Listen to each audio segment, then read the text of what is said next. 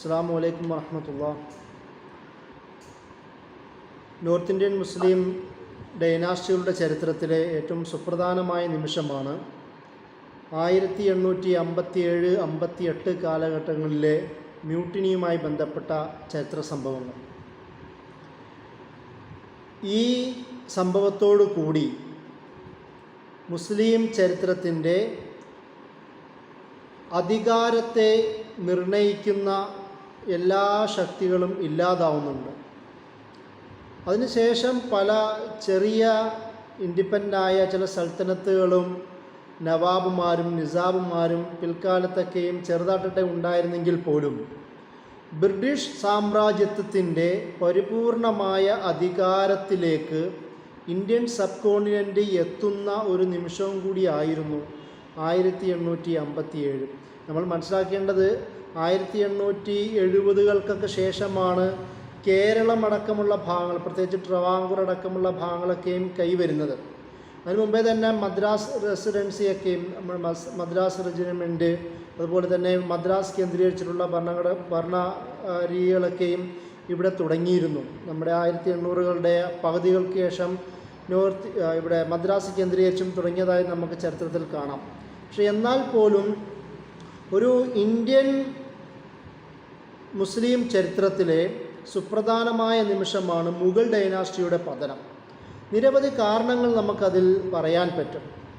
എല്ലാ ഡൈനാസ്റ്റികൾക്കും ഉള്ളതുപോലെ ആഭ്യന്തരമായ കലഹങ്ങൾ, ദുർബലരായ അധികാരം, ദുർബലരായ ഭരണാധികാരികൾ, സാമ്പത്തികാവസ്ഥ വളരെ തളർന്ന അവസ്ഥ, അതുപോലെ തന്നെ ഖജനാവ് കാലിയാവുന്ന അവസ്ഥ, അധികാരപ്രമത്തത, മിലിറ്ററിയുടെ ദൗർബല്യം, ഡീസെൻട്രലൈസേഷൻ്റെ ഭാഗമായി അധികാരം വിഭജിച്ചതിന് ശേഷമുണ്ടായ ഇൻഡിപെൻഡൻറ്റ് ഭരണകർത്താക്കൾ, വിവിധ വാർലോഡുകളും ജമീന്ദർമാരും നവാബുമാരും നിസാബുമാരും ചെറിയ ചെറിയ സുൽത്താന്മാരുമെല്ലാം ഉയർന്നു വന്ന പശ്ചാത്തലം, അതിൻ്റെ കൂടെ ബ്രിട്ടീഷ് സാമ്രാജ്യത്തിൻ്റെ സാന്നിധ്യം, അങ്ങനെ നിരവധി കാരണങ്ങളാൽ മുഗൾ ഡൈനാസ്റ്റിക്കും പരാജയം അനുഭവപ്പെടുന്നുണ്ട്. ചില ആൾക്കാർ മുഗൾ ഡൈനാസ്റ്റിയുടെ പതനത്തിന് പ്രധാനമായ കാരണങ്ങളിൽ എണ്ണുന്നത് ഔറംഗസേബ് ആലംഗീറിൻ്റെ മരണമാണ്.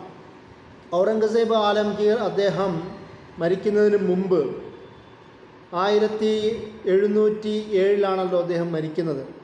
1600-കൾക്ക് അവസാനവും 1707 വരെയുള്ള കാലങ്ങളിൽ മരണത്തിന് മുമ്പ് ദക്കൻ സൽത്തനത്തുകൾ തൻ്റെ കീഴിൽപ്പെടുത്തുവാനും വിവിധ ഭാഗങ്ങളിലേക്ക്, സൗത്ത് ഇന്ത്യൻ ഭാഗങ്ങളിലേക്കുള്ള മുഗൾ ഡൈനാസ്റ്റിയുടെ വ്യാപനവും അദ്ദേഹം ശ്രമിക്കുന്നുണ്ട്. അതിൽ പരാജയപ്പെടുന്നതും മറാഠകളുമായിട്ടുള്ള നിരവധി യുദ്ധങ്ങളും, ആ യുദ്ധത്തിൻ്റെ ഫലമായി പിന്നീട് സാമ്പത്തികമായ മിലിറ്ററിയുടെ അടിസ്ഥാനത്തിലുള്ള പലവിധ നഷ്ടങ്ങളും, മാനുഷിക നഷ്ടങ്ങളും, വിഭവ നഷ്ടങ്ങളും, പ്രാദേശിക നഷ്ടങ്ങളും, അധികാര നഷ്ടങ്ങളും എല്ലാം ഔറംഗസേബിൻ്റെ അവസാന കാലത്ത് സംഭവിക്കുന്നത് നമുക്ക് കാണാം. ഇത് പിൻകാലത്തുള്ള മുഗൾ ഡൈനാസ്റ്റിയുടെ ഭരണകർത്താക്കളുടെ സ്വതന്ത്രമായ ഭരണത്തിന് വിഘാതം സൃഷ്ടിക്കുകയും അതെല്ലാം മുഗൾ ഡൈനാസ്റ്റിയുടെ പതനത്തിലേക്ക് എത്തിക്കുകയും ചെയ്യുന്നതും അങ്ങനെ വിശദീകരിക്കുന്ന ചരിത്രരചനകൾ നമുക്ക് ധാരാളം കാണാം. അപ്പോൾ ഇങ്ങനെ നിരവധി കാരണങ്ങളിലൂടെയാണ് മുഗൾ ഡൈനാസ്റ്റിയുടെ ഒരു പതനത്തിലേക്ക് എത്തുന്നത്. ആ ഒരു സാഹചര്യത്തിലാണ് 1850-കൾ ആ ഒരു പശ്ചാത്തലത്തിലാണ് ബഹദൂർ ഷാ സഫർ അദ്ദേഹം ബഹദൂർ ഷാ സഫർ ഒരു മുഗൾ ഡൈനാസ്റ്റിയുടെ ചക്രവർത്തി എന്ന നിലയിലുള്ളത്. പക്ഷെ നമ്മൾ മനസ്സിലാക്കേണ്ടത് ബഹദൂർ ഷാ സഫർ ചക്രവർത്തി ആവുന്ന ഒരു പശ്ചാത്തലത്തിൽ പോലും അദ്ദേഹത്തിന് ഒരു അധികാരവും ഇല്ലായിരുന്നു. വളരെ നോമിനൽ മാത്രമായ ഒരു പദപ്രയോഗം മാത്രമായിരുന്നു ഈ ചക്രവർത്തി എന്നുള്ളത്. വളരെ ചില ഭാഗത്തെ, പ്രത്യേകിച്ച് നോർത്ത് ഇന്ത്യയും ഡൽഹിയുടെ ചുറ്റുപാടുമുള്ള ചില ഭാഗങ്ങളിൽ മാത്രം അധികാരമുണ്ടായിരുന്ന ഒരാൾ. ബാക്കിയുള്ള ഭാഗങ്ങളിലെല്ലാം ബ്രിട്ടീഷുകാർ, ബംഗാൾ കേന്ദ്രീകരിച്ചൊക്കെയും ബ്രിട്ടീഷുകാരും അവരുടെ കീഴിലുള്ള ചില സാമന്ത ഭരണകർത്താക്കൾ, ഈ ബ്രിട്ടീഷുകാരുടെ അനുയായികളായ പലവിധ റീജിയണൽ ഭരണാധികാരികൾ, ഇങ്ങനെയൊക്കെയുള്ളൊരവസ്ഥയിലായിരുന്നു ഉണ്ടായിരുന്നത്. ഈ ഒരു പശ്ചാത്തലത്തിലാണ് നമ്മളിവിടെ ചർച്ച ചെയ്യുന്ന മ്യൂട്ടിനി എന്ന് വിളിക്കപ്പെടുന്ന 1857 ആ ലഹളയോ കലാപമോ അല്ലെങ്കിൽ ആ ഒരു സ്വാതന്ത്ര്യ സമരം എന്ന് പിൽക്കാലത്ത് ഇന്ത്യൻ ചരിത്രകാരന്മാർ പേര് വിളിച്ച സംഭവങ്ങൾ ഉണ്ടാവുന്നത്. അത് നമ്മൾ സാധാരണ ഇന്ത്യൻ ചരിത്രം, ഇന്ത്യൻ സബ് കോണ്ടിനെൻറ്റിൻ്റെ പ്രത്യേകിച്ച് ഇന്ത്യൻ ചരിത്രം പറയുമ്പോൾ ആധുനിക ഇന്ത്യയുടെ ആദ്യത്തെ സ്വാതന്ത്ര്യ സമരമായിട്ടാണ് മ്യൂട്ടിനി 1857 ആ ഒരു സ്ട്രഗിളിനെ ചരിത്രകാരന്മാർ വിശദീകരിക്കുന്നത്. അതിൽ നിരവധി പശ്ചാത്തലങ്ങളുണ്ട്. എങ്ങനെയാണ് ഞാനിവിടെ വിശദീകരിക്കുന്നത്, എന്താണ് ഇതിലേക്കുള്ള ആ ഒരു മ്യൂട്ടിനിലേക്ക് എത്താനുള്ള കാരണം? നേരത്തെ പറഞ്ഞതുപോലെ മുഗൾ ഡൈനാസ്റ്റിയുടെ പരാജയത്തിനുള്ള എല്ലാ കാരണങ്ങളും അതിൻ്റെ മറ്റൊരു ഭാഗമാണ്. അതിൻ്റെ കൂടെ തന്നെ ബ്രിട്ടീഷ് സാമ്രാജ്യത്വത്തിൻ്റെ പശ്ചാത്തലം തന്നെ നമുക്കെല്ലാവർക്കും അറിയുന്ന പോലെ പ്രധാനപ്പെട്ട ഒരു കാരണമാണ്. മുമ്പ് ബ്രിട്ടീഷ് ഈസ്റ്റ് ഇന്ത്യ കമ്പനി എന്ന 1600 രൂപപ്പെട്ട മുഗൾ ഡൈനാസ്റ്റിയുമായും ബാക്കിയുള്ള ചുറ്റുപാടുമുള്ള മുസ്ലിം ഭരണകർത്താക്കളുമായിട്ടെല്ലാം കച്ചവടത്തിൻ്റെ ഭാഗമായും ബന്ധം സ്ഥാപിക്കാൻ ഉണ്ടാക്കിയെടുത്ത ബ്രിട്ടീഷ് ഈസ്റ്റ് ഇന്ത്യ കമ്പനി അത് പിന്നീട് വളർന്നു വരികയും കാലഗണന അനുസരിച്ച് കൊണ്ട് തന്നെ പതുക്കെ അതൊരു ഇമ്പീരിയലിസ്റ്റ് ശക്തിയായി മാറുകയും ചെയ്യുന്നതായും നമുക്ക് കാണാം. വിവിധ ഇന്ത്യൻ ഭരണകർത്താക്കളിൽ നിന്ന് സ്ഥലങ്ങളും അധികാരങ്ങളും ഇന്ത്യൻ റൂട്ടുകളുമെല്ലാം, അതായത് മൊണോപ്പൊളി സ്ഥാപിക്കുക എന്നുള്ള അർത്ഥത്തിൽ പരമാവധി വിഭവങ്ങൾ ഇന്ത്യൻ ഭരണകർത്താക്കളിൽ നിന്ന് വാങ്ങുന്ന ഒരു ചരിത്രം ബ്രിട്ടീഷ് ഈസ്റ്റ് ഇന്ത്യ കമ്പനിയുടെ ചരിത്രത്തിൽ കാണാം. അത് കൊൽക്കത്തയാണെങ്കിലും ബോംബെ ആണെങ്കിലും മദ്രാസ് ഭാഗത്താണെങ്കിലും അത് അവർ ചെയ്യുന്നുണ്ട്. അങ്ങനെയാണ് അവർ വികസിത രൂപത്തിലേക്ക് എത്തുന്നത്. 1800കളുടെ മധ്യഭാഗത്ത് ഇവർ നിരവധി ഭാഗങ്ങളിലെ യൂറോപ്പിലാവട്ടെ ആഫ്രിക്കൻ ഭാഗത്താവട്ടെ വിവിധ ഭാഗങ്ങളിലേക്ക് വ്യാപിക്കുന്നുണ്ട്. ഒരു ഇമ്പീരിയലിസ്റ്റ് ശക്തിയായി ബ്രിട്ടീഷ് സാമ്രാജ്യം വളരുന്ന അതേ പശ്ചാത്തലത്തിൽ തന്നെയും ഇന്ത്യയിലും അതേ ഒരു തരത്തിലേക്ക് അവർ മൂവ്മെൻറ്റുകൾ നടത്തുന്നത് നമുക്ക് കാണുവാൻ കഴിയും. അതുപോലെ തന്നെയാണ് പിന്നീട് ഇവരുടെ ഫ്രഞ്ചുകാരുടെ ട്രേഡ് സുപ്രീമസിയെ അവസാനിപ്പിക്കുകയും ആ ഭാഗങ്ങളിലെല്ലാം പ്രത്യേകിച്ച് പ്രാദേശിക ഭാഗങ്ങളിലുള്ള ലോക്കൽ അധികാരികളെയൊക്കെ തങ്ങളുടെ കയ്യിലേക്ക് വരികയും റോബർട്ട് ക്ലൈവ് 1757 ഈ പ്ലാസി യുദ്ധത്തിലൂടെ ഭാഗങ്ങൾ പിടിച്ചെടുക്കുന്നതോടുകൂടി ഇന്ത്യൻ ഭാഗങ്ങളിൽ നല്ലൊരു ശക്തിയായി ബ്രിട്ടീഷുകാർ മാറുന്നുണ്ട്. അവർ ആ ഒരു സാഹചര്യത്തിൽ ചെയ്യുന്നത് വളരെ ചുരുക്കം, അതായത് അവരുടെ ആർമിയെ വെച്ച് നോക്കുകയാണെങ്കിൽ ബ്രിട്ടീഷ് ഫോറിൻ ശക്തികൾ വളരെ കുറവും ഇന്ത്യയിലുണ്ടായിരുന്ന ആൾക്കാരുടെ എണ്ണം വളരെ കൂടുതലുമായിരുന്നു. നമുക്കറിയാം 1857 ഇവർ ഈ ആർമി, ബംഗാൾ ആർമി തന്നെ സ്ഥാപിക്കുന്ന ഒരു പശ്ചാത്തലത്തിൽ 1,59,000 ആൾക്കാരാണ് അവൻ്റെ അകത്ത് ഉണ്ടായിരുന്നത്. അതിൽ ഏകദേശം 24,000 മാത്രമേ യൂറോപ്യന്മാരുണ്ടായിരുന്നുള്ളൂ. 1,35,000 ഇന്ത്യൻ സിപ്പാഹികൾ, സിപ്പാഹി എന്നോ സിപ്പോയി എന്നോ വിളിക്കുന്ന ആൾക്കാരായിരുന്നു ഉണ്ടായിരുന്നത്. അത്രത്തോളം ആൾക്കാരെ ബ്രിട്ടീഷ് സാമ്രാജ്യം ഇന്ത്യക്കാരെ, അത് മുസ്ലിങ്ങളുണ്ട്, ഹിന്ദുക്കളുണ്ട്, സിഖുകാരുമുണ്ട്, വിവിധ മത ജാതി അടിസ്ഥാനത്തിലുള്ള വിവിധ ആൾക്കാരും അവരുടെ കവാൾട്ടറിയിലാവട്ടെ ഇൻഫാൻട്രി വിഭാഗത്തിലാവട്ടെ എല്ലാത്തിലും അവർ ചേർക്കുന്നുണ്ട്. അപ്പോൾ ഇങ്ങനെ ഒരു സാമ്രാജ്യം ഇന്ത്യയിൽ ഭരിക്കുമ്പോൾ ഇന്ത്യക്കാരെ തന്നെ അവരുടെ മിലിറ്ററിയിലേക്ക് ക്ഷണിക്കുകയും അതിൻ്റെ ഭാഗമായി ഇവിടെ ഒരു സാമ്രാജ്യത്വം വളർത്തിയെടുക്കുകയും ചെയ്യുന്ന ഒരു ചരിത്രമാണ് ബ്രിട്ടീഷ് സാമ്രാജ്യത്തിൻ്റെ ചരിത്രത്തിൽ നമ്മൾ കാണുവാൻ കഴിയുന്നത്. അതിന് നിരവധി ഭീഷണികൾ ഈ ശക്തികൾ, പ്രത്യേകിച്ച് ഈ ആർമി തന്നെ, ബ്രിട്ടീഷ് ആർമി നിരവധി പ്രശ്നങ്ങൾ നേരിടുന്നുണ്ട്. ഇവർക്ക് വേണ്ട തരത്തിലുള്ള സർവീസുകളും സാലറി കിട്ടുന്നില്ല, പെൻഷൻ കിട്ടുന്നില്ല, അതുപോലെ തന്നെ പ്രൊമോഷൻ ലഭിക്കാറുണ്ടായിരുന്നില്ല. അവർക്കിടയിലുള്ള വംശീയമായ, സാംസ്കാരികമായ, അതുപോലെ തന്നെ ജാതീയമായിട്ടുള്ള വിവിധ വേർതിരിവുകൾ ഇവർക്കിടയിൽ ഉണ്ടാവുകയും അത് ശക്തമാവുകയും ചെയ്യുന്നത് നമുക്ക് കാണുവാൻ കഴിയും. അതുപോലെ തന്നെ ഒരുപാട് ഹൈ കാസ്റ്റ് ഹിന്ദുക്കളുടെ ഇടയിലേക്ക് ബാക്കിയുള്ള ലോവർ കാസ്റ്റുള്ള ആൾക്കാരും കയറി വരുന്നതോടുകൂടി ഒരു ജാതീയമായ പ്രശ്നം ഈ ആർമികൾക്കിടയിൽ പോലും ഉണ്ടാവുന്നതായി കാണാം.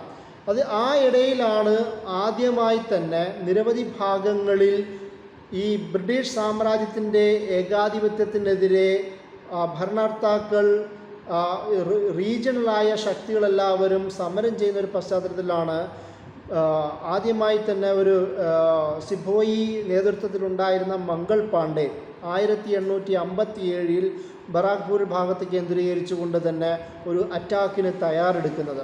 അത് പ്രധാനപ്പെട്ട ഒരു സംഭവമാണ്. ഈ ഒരു സംഭവത്തോടെയും അതിനോടനുബന്ധിച്ച മറ്റ് ചില പ്രാദേശികമായ പ്രശ്നങ്ങളും ഉയർന്നു വരുന്നുണ്ട്. ഇതോടുകൂടി ഇന്ത്യൻ സബ് കോണ്ടിനെൻറ്റിൽ ബ്രിട്ടീഷ് വിരുദ്ധ വികാരങ്ങൾ കൂടുതൽ ശക്തമാവുന്നുണ്ട്.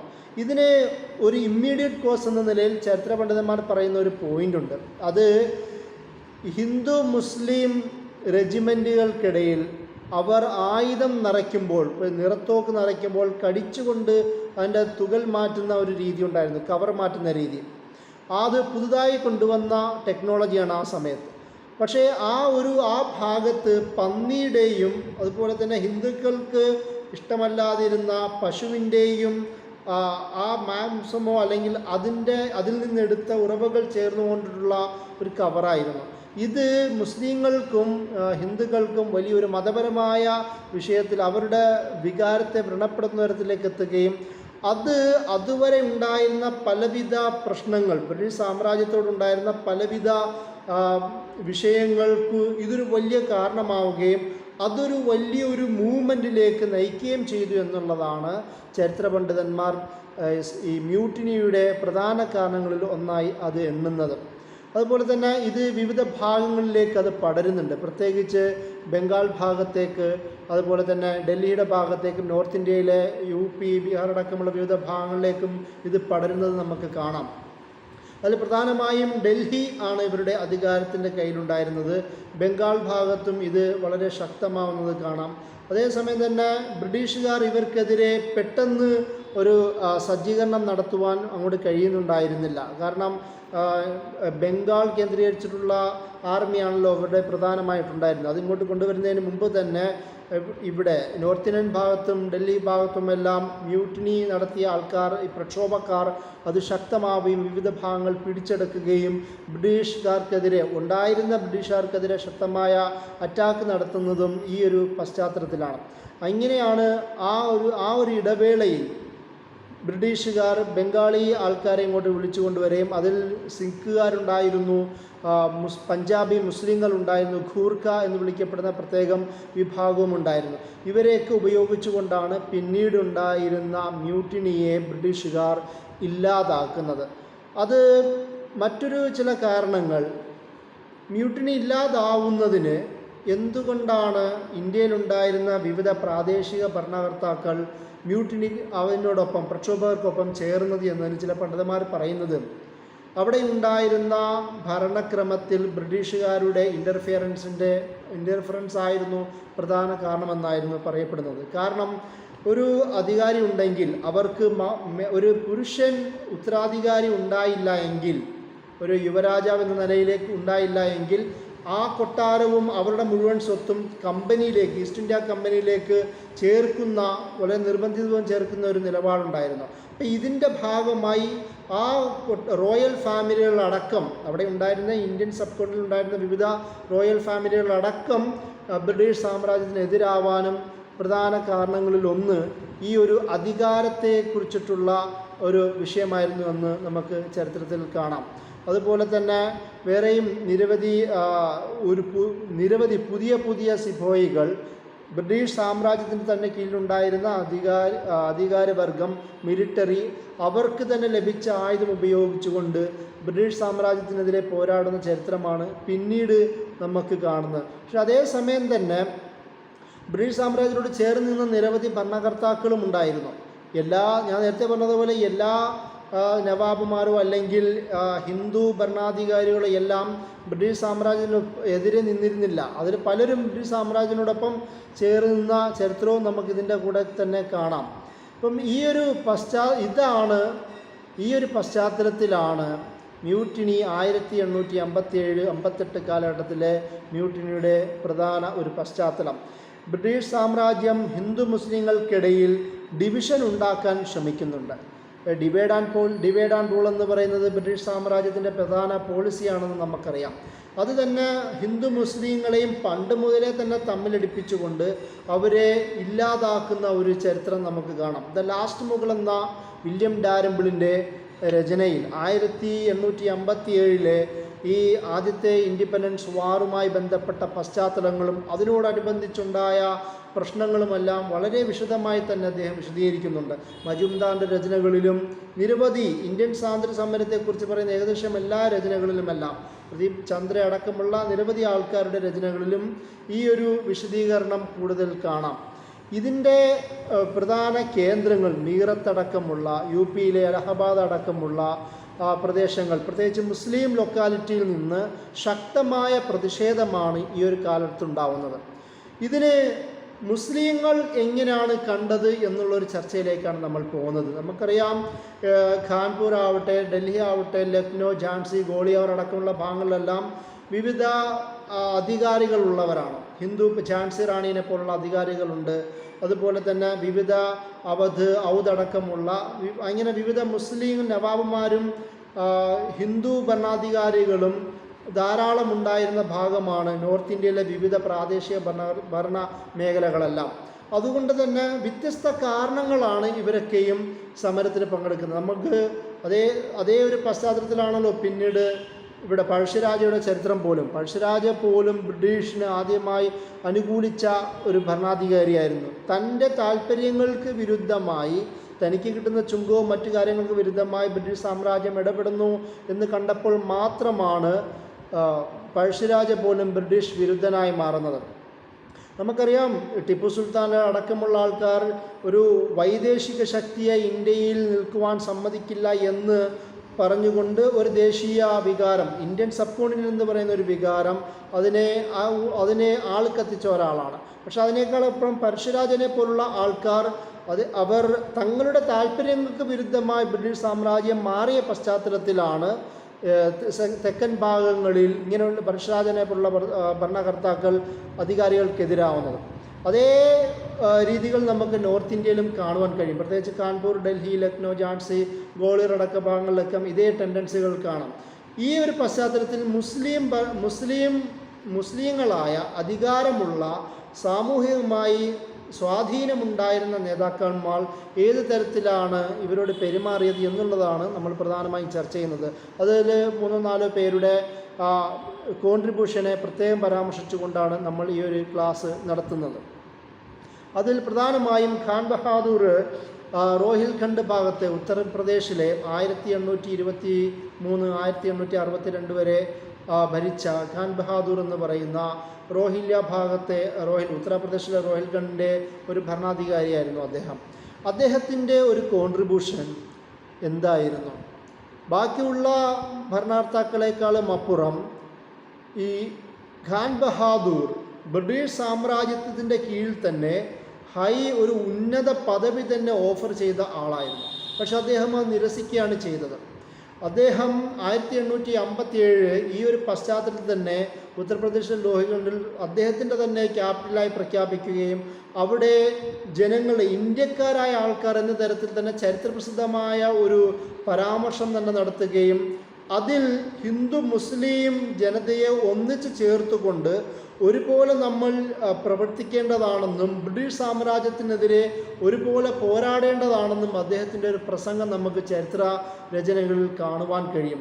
അതുപോലെ തന്നെ അദ്ദേഹത്തിൻ്റെ കൊടിയുടെ കീഴിലേക്ക് എല്ലാവരും ഒരുമിച്ച് കൂടുകയും ഇംഗ്ലീഷുകാരെ ഹിന്ദുസ്ഥാനിൽ നിന്ന് നീക്കം ചെയ്യേണ്ടത് അനിവാര്യമാണ് എന്നും അദ്ദേഹം കൽപ്പിക്കുന്നുണ്ട്. അദ്ദേഹം മുസ്ലിങ്ങളോട് പറയുന്നുണ്ട്, നിങ്ങൾ ഖുർആനിനെ ആദരിക്കുന്നുണ്ടെങ്കിൽ, അതുപോലെ ഹിന്ദുക്കളോട് പറയുന്നത് നിങ്ങൾ ഗൗമാതാവിനെ, ഇങ്ങനെ തന്നെ അദ്ദേഹം ഉപയോഗിക്കുന്നത്, ഗൗമാതാവിനെ, പശുവിനെ നിങ്ങൾ ആദരിക്കുന്നുണ്ടെങ്കിൽ ആ അഭിപ്രായങ്ങളൊക്കെ മറന്നുകൊണ്ട് വിശുദ്ധ യുദ്ധത്തിലേക്ക് നിങ്ങൾ ഒന്നിച്ച് പങ്കുചേരുകയും അതിൽ നിന്നുകൊണ്ട് തന്നെ നമുക്ക് ബ്രിട്ടീഷുകാരെ തുരത്താമെന്ന ഒരു പ്രഖ്യാപനം അദ്ദേഹം നടത്തുന്നുണ്ട്. ഇതിൻ്റെ ചില അനുരണനങ്ങൾ നമുക്ക് പിൽക്കാലത്ത് മലബാർ സമര പശ്ചാത്തലത്തിൽ നമുക്ക് ആലിം മുസ്ലിയാറിൻ്റെയും കുഞ്ഞഹമ്മദ് ഹാജിയുടെയും മലയാള രാജ്യത്തിൻ്റെ ചരിത്രത്തിൽ കാണുവാൻ കഴിയും. അപ്പോൾ ഒരു ഹിന്ദു മുസ്ലിം ഐക്യം എന്നത് ഉപയോഗിച്ചുകൊണ്ട് തന്നെയാണ് ഇദ്ദേഹം ഈ പോരാട്ടത്തിന് ഇറങ്ങുന്നത്. നമ്മൾ പ്രത്യേകം മനസ്സിലാക്കേണ്ടത് ബ്രിട്ടീഷ് സാമ്രാജ്യം ഡിവൈഡ് ആൻഡ് റൂൾ എന്ന് പറയുന്ന പോളിസി അവർ വന്നത് മുതൽ, അധികാരം ലഭിച്ചത് മുതൽ ഇന്ത്യയുടെ പല ഭാഗത്തും നടപ്പിലാക്കാൻ ശ്രമിക്കുന്ന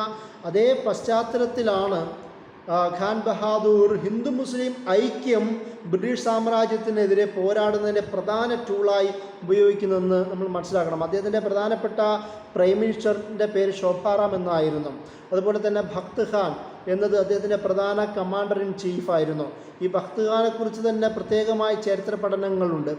ഭക്ത് ഖാൻ എന്ന് പറയുന്നത് അദ്ദേഹത്തിൻ്റെ ധീരതയെക്കുറിച്ചും ഖാൻ ബഹാദൂറിനോടുള്ള അദ്ദേഹത്തിൻ്റെ ലോയാലിറ്റിയും കമ്മിറ്റ്മെൻറ്റിനെക്കുറിച്ചും അദ്ദേഹം നിരവധി ആ ഒരു പോരാട്ട സമയത്ത് കാണിച്ച അദ്ദേഹത്തിൻ്റെ ബ്രേവറിയുമെല്ലാം ഒരുപാട് പരാമർശിക്കപ്പെട്ട ഒരു കഥാപാത്രമാണ് ഭക്ത് ഖാൻ്റെ ജീവിതവും അദ്ദേഹത്തിൻ്റെ കോൺട്രിബ്യൂഷനുമെല്ലാം. അതുപോലെ തന്നെ റോഹിൽഖണ്ഡിൻ്റെ പ്രധാന ഒരു സിമ്പലായി അവരുടെ കൊടിയായി ഉപയോഗിച്ചത് പച്ചക്കൊടിയായിരുന്നു. ആ പച്ചക്കൊടിയുടെ കീഴിലാണ് ഹിന്ദുക്കളെയും മുസ്ലിങ്ങളെയും ഒന്നിച്ച് അണിനിരത്തിക്കൊണ്ട് ഖാൻ ബഹാദൂർ ഈ ഒരു പശ്ചാത്തലത്തിൽ 1857-58 ആ ഒരു കാലഘട്ടങ്ങളിൽ അദ്ദേഹത്തിൻ്റെ മരണം വരെയും ബ്രിട്ടീഷ് സാമ്രാജ്യത്തിനെതിരെ പോരാടിയെന്ന് പറയുന്നു. അദ്ദേഹത്തിൻ്റെ തന്നെ പോളിസിയുടെ പ്രധാന ഭാഗം ഭരിക്കാൻ തുടങ്ങിയതിന് ശേഷം അവർ ഹിന്ദു ഫെസ്റ്റിവൽ ആഘോഷങ്ങളുടെ പശ്ചാത്തലത്തിൽ അവിടെ പശുക്കളെ അറുക്കുന്നത്, ആടുമാടുകളെ അറുക്കുന്നത് അദ്ദേഹം ബാൻ ചെയ്യുന്ന ഒരു കാര്യമുണ്ട്.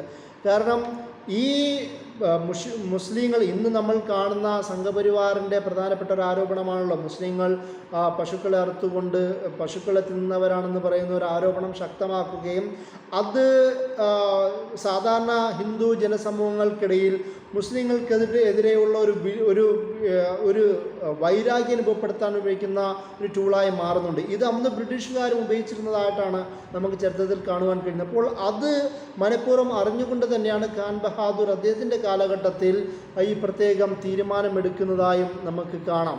അതിൻ്റെ കൂടെ തന്നെ ഈ ഹിന്ദു മുസ്ലിം ഐക്യം, ഹിന്ദുക്കളോടുള്ള അദ്ദേഹത്തിൻ്റെ വളരെ സൗഹാർദ്ദപരമായ ഇൻക്ലൂസീവായ സമീപനം, ഇതൊക്കെ കൊണ്ട് തന്നെ ബ്രിട്ടീഷുകാരുടെ പല നയങ്ങളും പരിപാടികളും ഇല്ലാതാവുന്ന ഒരു പശ്ചാത്തലത്തിലാണ് ഇവരെ ബറേൽവി കേന്ദ്രീകരിച്ചു കൊണ്ടിട്ടുള്ള ആ ഭാഗത്ത് ബ്രിട്ടീഷ് കമാൻഡർമാർ ഇവരെ ഉപരോധത്തിലേർപ്പെടുന്നത്. ഖാൻ ബഹാദൂർ അദ്ദേഹത്തിൻ്റെ അവസാനം വരെയും ഇവർക്കെതിരെ പോരാടുന്നുണ്ട്. അവസാനം അദ്ദേഹം നേപ്പാൾ ഭാഗത്തേക്ക് 1858 പിൻവലിയുന്നത് കാണാം.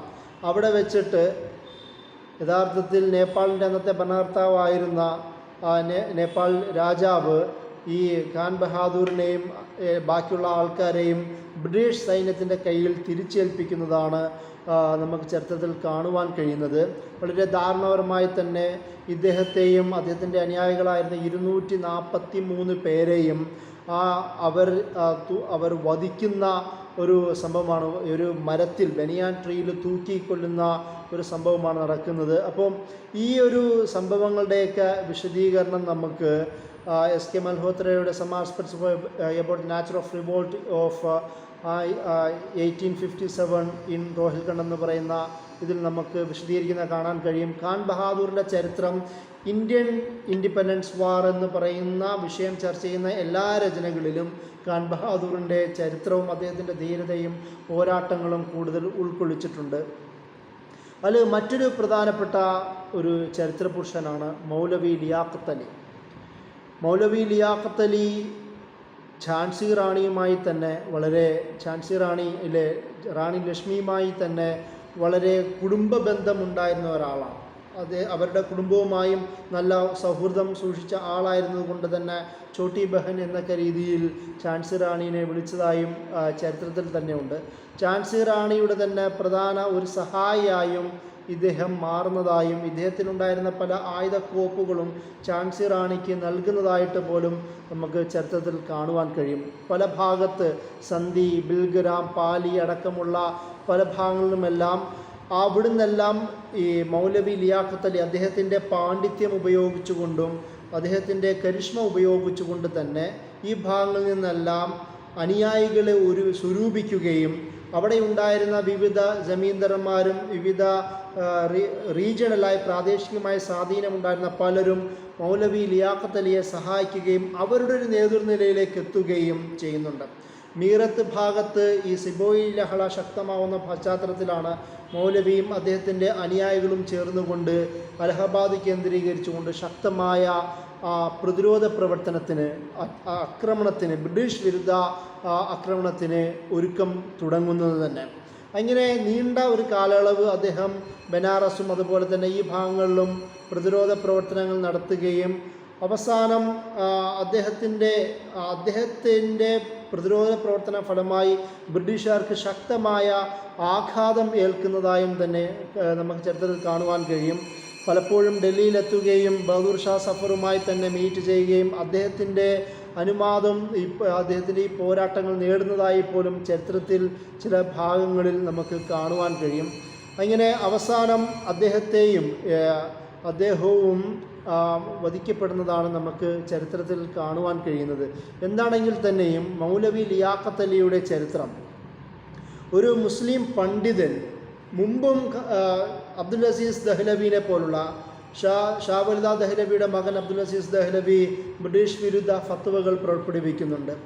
1857 മുമ്പ് തന്നെ ഷാ വലിദ ദഹ്ലവിയുടെ പൗത്രനായിരുന്ന ഷാ ഇസ്മായിൽ സയ്യിദ് അഹമ്മദ് ബറേൽവിയുമായി ചേർന്നുകൊണ്ട് തന്നെ ശക്തമായ പ്രതിരോധ പ്രവർത്തനം നടത്തുകയും പെഷവാറും സിന്ധൊക്കെ കേന്ദ്രീകരിച്ചുകൊണ്ട് തന്നെ ഒരു ഭരണക്രമം തന്നെയും രൂപപ്പെടുത്തുന്നുണ്ട്. മുസ്ലിം പണ്ഡിതന്മാരുടെ ഒരു നിര തന്നെ നോർത്ത് ഇന്ത്യൻ ഡൽഹി ഭാഗങ്ങളിൽ ബ്രിട്ടീഷ് വിരുദ്ധ പോരാട്ടങ്ങൾക്ക് നേതൃത്വം കൊടുക്കുന്നുണ്ട്. ആധുനിക ഇന്ത്യയുടെ ചരിത്രം രേഖപ്പെടുത്തുമ്പോൾ ഈ ഒരു പേരുകളൊക്കെയും തീർച്ചയായും നമ്മൾ ആഴത്തിൽ പഠിക്കേണ്ടതാണ്. അത് ഷാ വലിദ ദഹ്ലവിക്ക് ശേഷം ഷാ അബ്ദുൽ അസീസ് ദഹ്ലവി, അദ്ദേഹത്തിൻ്റെ പൗത്രൻ ഷാ ഇസ്മായിൽ, അതുപോലെ തന്നെ സയ്യിദ് അഹമ്മദ് ബറേൽവി, മൗലവി ലിയാഖത്ത് അലി അടക്കമുള്ള പണ്ഡിതന്മാർ അവരുടെ പാണ്ഡിത്യവും ജനങ്ങൾക്കിടയിലുള്ള സ്വാധീനവും തന്നെ ഉപയോഗിച്ചുകൊണ്ടാണ് മുസ്ലിം മേഖലകളിലെയും അവിടുത്തെ സമീന്തരന്മാരെയും ഹിന്ദുക്കളുടെ മനസ്സിൽ പോലും ശക്തമായ സ്വീകാര്യത ഉണ്ടാക്കുവാൻ അവർക്ക് കഴിയുന്നത്. ക്ലെയർ ആൻഡേഴ്സൻ്റെ subaltern lives biographies of colonialism in Indian ocean world എന്ന് പറയുന്ന രചനയിൽ ലിയാഖത്ത് അലിയുടെയും അദ്ദേഹവും അവിടുത്തെ ജനങ്ങളുമായി ബന്ധപ്പെട്ട കാര്യങ്ങളെല്ലാം വിശദീകരിക്കുന്നുണ്ട്. ഞാൻ നേരത്തെ പറഞ്ഞതുപോലെ മൗലവി ലിയാഖത്ത് അലിയുടെ ചരിത്രവും ഇന്ത്യൻ സബ് കോണ്ടിനെൻറ്റിലെ സ്വാതന്ത്ര്യ സമരം ചർച്ച ചെയ്യുന്ന എല്ലാ രചനകളിലും മൗലവി ലിയാഖത്ത് അലിയുടെ പേരുകൾ പരാമർശിക്കുന്നുണ്ട്. ഝാൻസി റാണി ലക്ഷ്മിഭായിയുമായിട്ടുള്ള ആ ഒരു സൗഹൃദ ബന്ധം, അതുപോലെ തന്നെ സിപായി ലഹളയെയും സഹായിക്കുന്നതിന് അലഹാബാദ് കേന്ദ്രീകരിച്ചിട്ടുള്ള അദ്ദേഹത്തിൻ്റെ പോരാട്ടങ്ങളും ബഹദൂർ ഷാ സഫറുമായിട്ടുള്ള ബന്ധങ്ങളെല്ലാം ചരിത്രത്തിൽ ഉള്ളതുകൊണ്ട് തന്നെ മൗലവി ലിയാഖത്ത് അലി അദ്ദേഹത്തിൻ്റെ സ്വാതന്ത്ര്യ സമരത്തിലുള്ള അദ്ദേഹത്തിൻ്റെ കോൺട്രിബ്യൂഷൻ അവിസ്മരണീയമാണ് എന്ന് തന്നെ നമ്മൾ പറയേണ്ടതുണ്ട്. അതുപോലെ തന്നെയാണ് ചരിത്രത്തിൽ നമ്മൾ അടുത്തതായി മനസ്സിലാക്കേണ്ടത് മൗലവി അഹമ്മദുല്ലാ ഷായാണ്.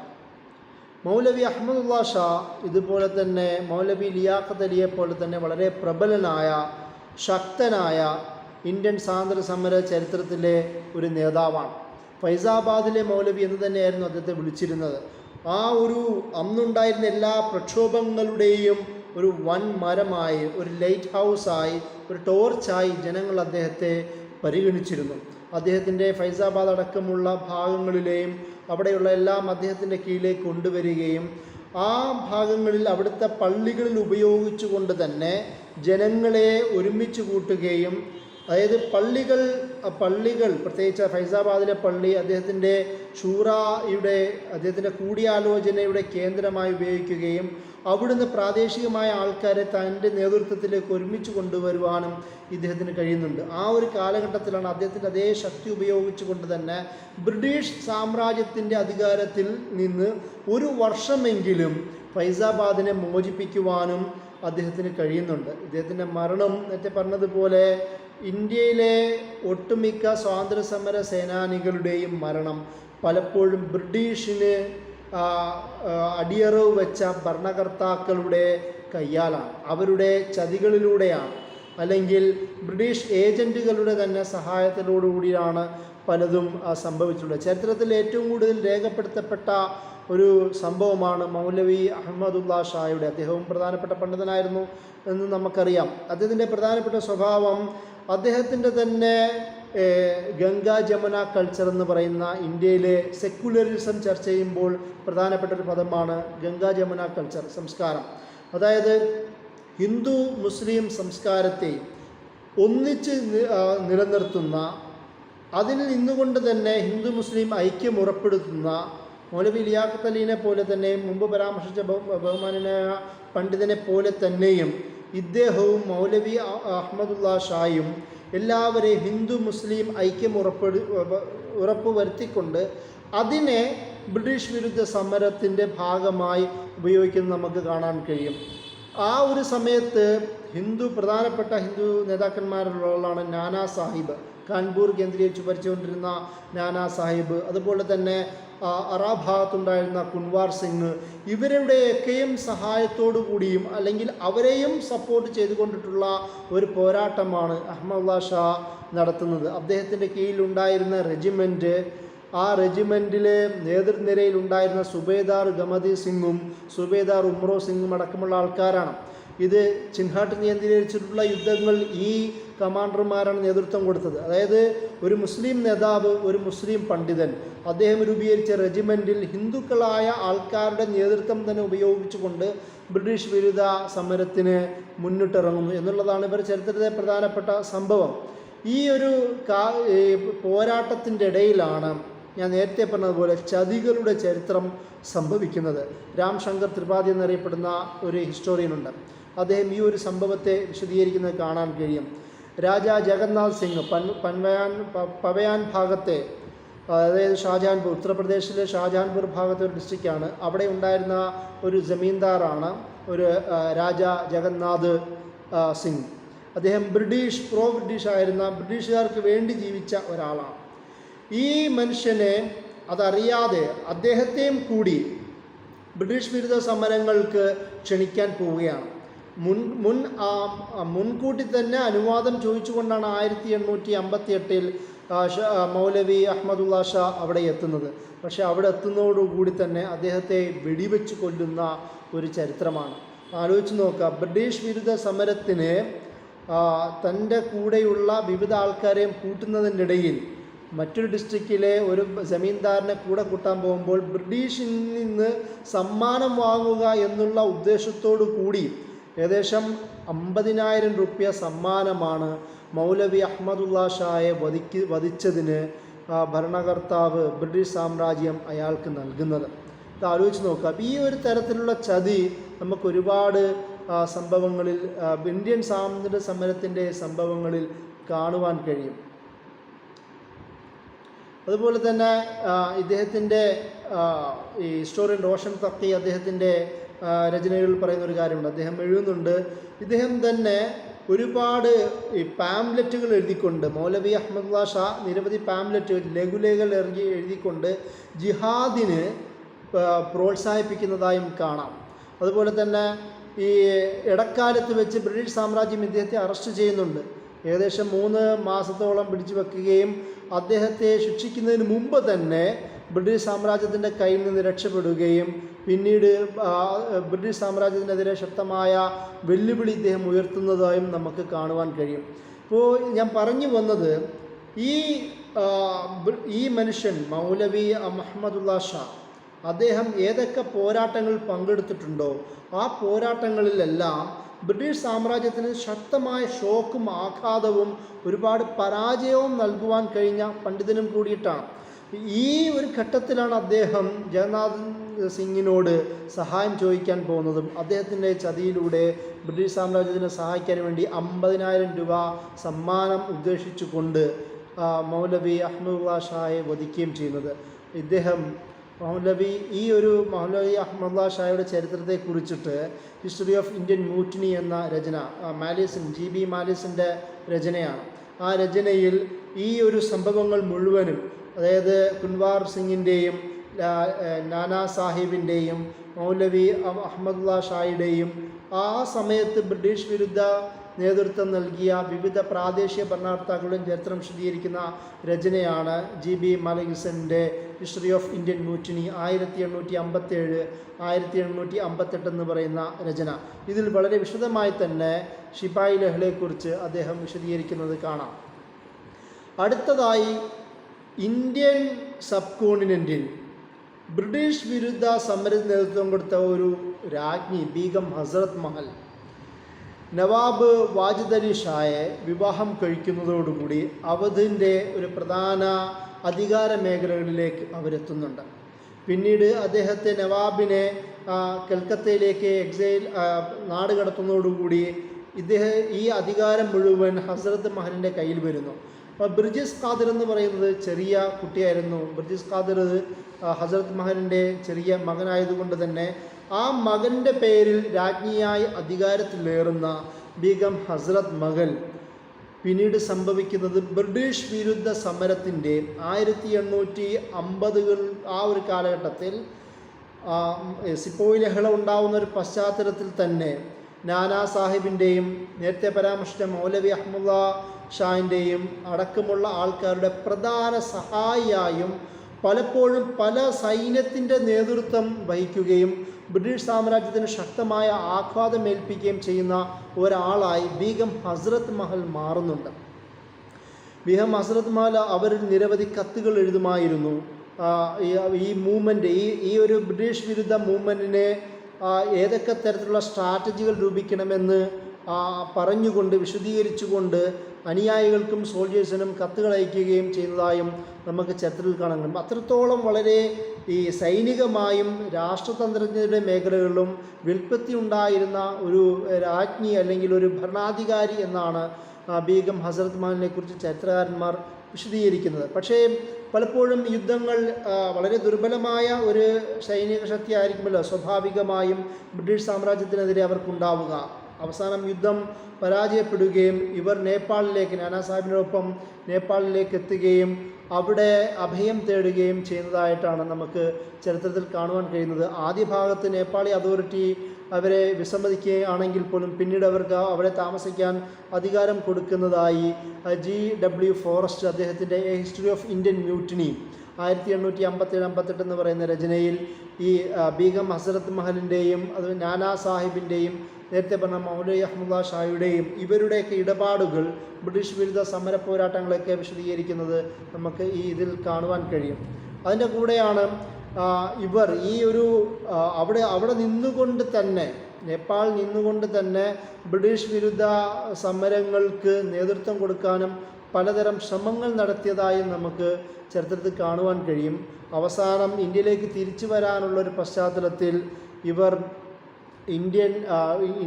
ഇംഗ്ലണ്ടിലെ ക്വീൻ രാജ്ഞി ഇവർക്ക് കത്തുകൾ അയക്കുന്നുണ്ട്. പക്ഷേ അവസാനം ബ്രിട്ടീഷ് വിരുദ്ധ വികാരമുണ്ടായിരുന്ന ബീഗം അതിന് വരാതാവുകയും ഇങ്ങോട്ട് വരാൻ പറ്റാതാവുകയും അവർ അവിടെ തന്നെ മരണമടയുകയും ചെയ്യുന്നതായിട്ടാണ് ചരിത്രത്തിലുള്ളത്. ബീഗം ഹസ്രത്ത് മഹലിൻ്റെ ചരിത്രം അത് ഇന്ത്യൻ സ്വാതന്ത്ര്യ സമരത്തിൽ 1850 സംഭവിച്ച ഇന്ത്യയിലെ സ്വാതന്ത്ര്യ സമരത്തിലെ സുപ്രധാനമായ നിമിഷമാണ്. ഝാൻസി റാണി എന്നത് ഒരു ഭാഗത്ത് സമര പോരാട്ടങ്ങൾ നടത്തുമ്പോൾ ഇവിടെ അവധി കേന്ദ്രീകരിച്ചുകൊണ്ട് ഹസ്രത്ത് ബീഗം മഹലും ഒരു സമര പോരാട്ടങ്ങൾക്ക് നേതൃത്വം കൊടുത്തിട്ടുണ്ട്.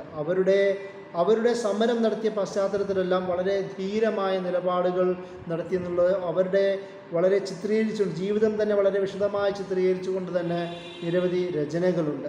അവർ പലർക്കും അന്ന് ഉണ്ടായിരുന്ന സമര പോരാളികൾക്ക് പ്രധാനമായ ഒരു ഊർജമായി മാറിയതും അതുപോലെ തന്നെ അധികാരത്തിൻ്റെ കാര്യത്തിലും സമര പോരാട്ടത്തിൻ്റെ കാര്യത്തിലും ജെൻഡറിൻ്റെയും വിവിധ ഹയറാർക്കികളെയും അവർ ബ്രേക്ക് ചെയ്തതായും അതുപോലെ ഉണ്ടായിരുന്ന ശത്രുവിനെ നേരിട്ട് നേരിടാനും അതിന് അവിടെ ഉണ്ടായിരുന്ന വിപ്ലവകാരികൾക്ക് ഒരു പ്രധാന പ്രചോദനമായി മാറിയതായും നമുക്ക് ഹസ്രത്ത് ബീഗം മഹലിൻ്റെ ജീവിതത്തിൽ കാണുവാൻ കഴിയും.